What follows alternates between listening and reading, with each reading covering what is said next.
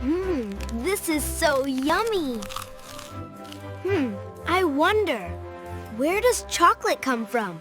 A fantastic question, Shaurya. Every question is an adventure. Let's find out. Our journey starts here with the cacao tree. This is where chocolate hides. Look inside. These are cacao beans, the secret ingredient for chocolate.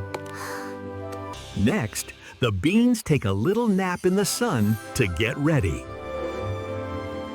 Now we warm them up. This is what makes them smell so chocolatey. We squish the beans until they turn into liquid chocolate. Magic! Now we add some sweet stuff and milk to make it extra yummy. Almost there! We pour it into shapes and let it cool down. And that's how you get chocolate, from a bean to a yummy bar. That's right. Keep asking questions to find amazing answers. See you next time.